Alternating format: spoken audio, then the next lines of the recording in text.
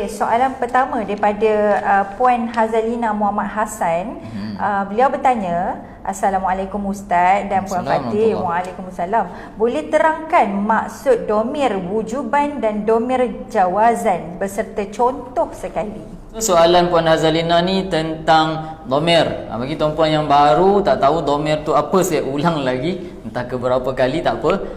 Domir itu adalah ganti nama. So kalau dalam bahasa Melayu adanya dia, kamu, ganti diri pertama, ganti diri kedua, ganti diri ketiga, saya, kami, kita, awak, itu adalah domir. Dan domir dalam bahasa Arab ni, dalam ilmu tata bahasa Arab, ada domir yang tersembunyi. Tersembunyi dia tu secara wajib, dia panggil wujuban. Domir rafa' yang mustatir, dia panggil mustatir, tersembunyi. Wa min dhamiri raf'i ma yastatiru kaf'al uwafiq naghtabit iz tushkuru. Dalam matan Alfiyah disebutkan ada 4 dhamir yang wajib tersembunyi, wajib mustatir. Jadi Puan Hazalina tanya apa tentang maksud dhamir wujuban dan dhamir jawazan. Maksud dia yang dia tanya tu adalah dhamir yang tersembunyi, mustatir, wujuban, wajib sembunyi, tak boleh kita zahirkan dhamir tersebut, dan mustatir, jawazan.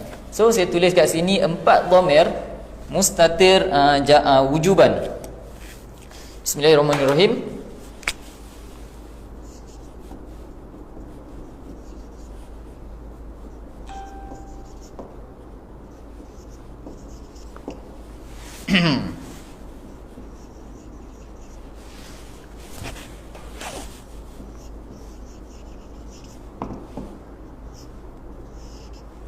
Al-dhamir terbahagi kepada dhamir ni banyak. So kat sini baris ya, dengan mustatir.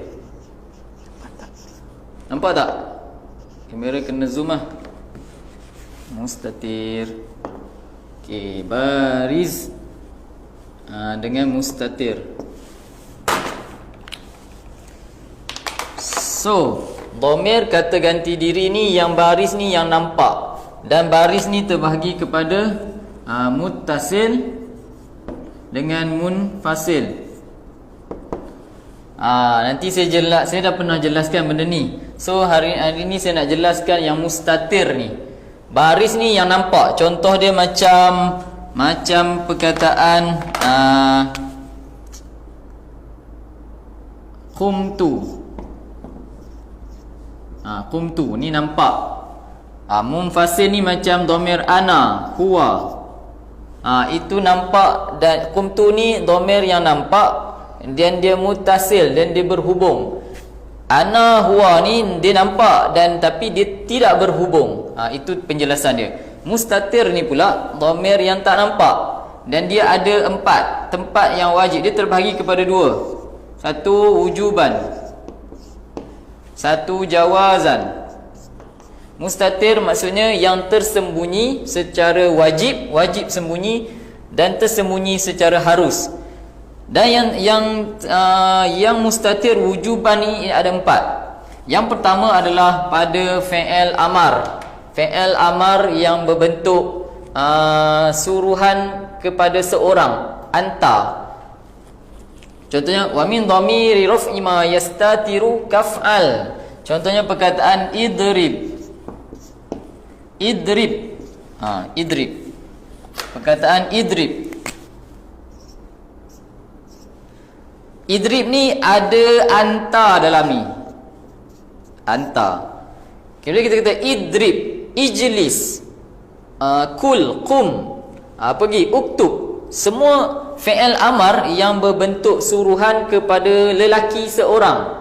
Dia syarat dia adalah fi'il amar atas wazan if'al, iaitu fi'il amar kepada anta. Suruhan tu kepada anta, kepada kamu, lelaki seorang. Maka dia wajib tersembunyi. Kita tak nampak anta ni, kita tak boleh kata idrib anta, tak boleh. Anta dekat depan ni tak boleh ada. Dia adalah mustatir wujuban, wajib tersembunyi. Faham Tuan-puan boleh komen saya dari Kulim Kedah. Puan Hazalina ada. Okey, saya pun dari Kulim, puan. Kulim kat mana? Saya pun dari Kulim, orang kampung ni. So Saya padam dulu. Harap Puan Hazalina dan penonton lain faham. Ini adalah level pertengahan lah saya kira. Bagi yang tak faham apa benda ni, tak apa. InsyaAllah nanti ada rezeki tuan-puan belajar ilmu nahwu, insyaAllah akan jumpa benda ni. Dan kalau tuan-puan yang basic nak tanya soalan pun boleh. Tanya soalan basic pun kita akan jawab. Jadi bagi yang pernah belajar, so boleh upgrade ilmu ataupun refresh. Jadi mengulang kaji. So saya padam dulu. Yang ni sampai kat bawah tu tak nampak. Saya padam dulu. Yang pertama tadi adalah perkataan. Yang pertama yang wajib tadi adalah contohnya idrib. Idrib. Ada anta dalam ni yang mustatir, yang tak nampak. Tak boleh tersembunyi. Tak boleh zahir. Yang kedua adalah perkataan contohnya ajlisu. Contohnya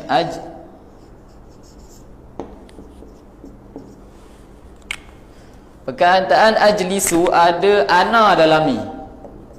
Kita nampak tak? Ajlisu ana tak boleh. Tak boleh kata ajlisu ana. Kena ajlisu sahaja.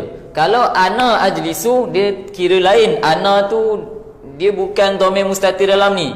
Dalam ajlisu ini ada ana. Dalam idrib ini ada anta. Itu maksud mustatir, tersembunyi, tidak nampak. Dalam ayat kita kata ajlisu, contoh saya duduk. Ajlisu, saya duduk. Saya tak cakap ajlisu ana, tak. Sebab dia wajib tersembunyi. Yang ketiga adalah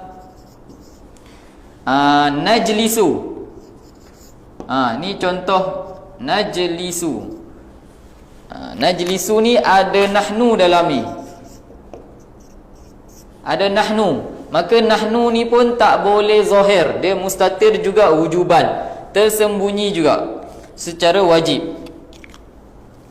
Yang keempat adalah sebab ada 4 sahaja. Ni nampak? Yang keempat adalah contohnya tajlisu ataupun takulu.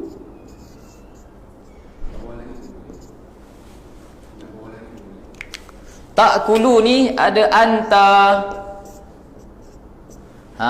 Takulu ni adalah fi'il mudhari' untuk anta, untuk mukhatab.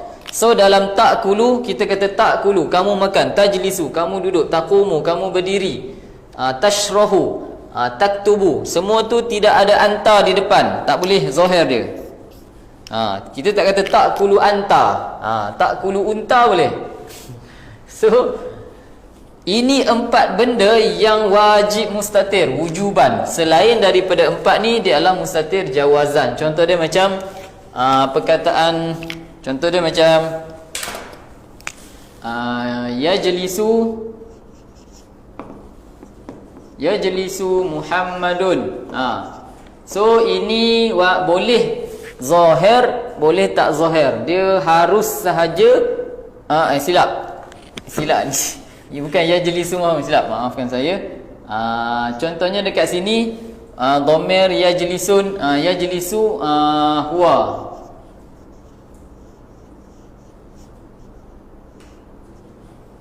So kalau yang selain daripada 4 ini, dia harus sahaja kita zahirkan. Cumanya kita tak buatlah macam ni. Biasanya kita tak sebut yajlisu huwa. Kita zahirkan siapa pelaku dia. Contoh Muhammadun macam tadi. Yang wajib mustatir adalah 4 benda ni, untuk pengetahuan ataupun menjawab soalan Puan Hazalina.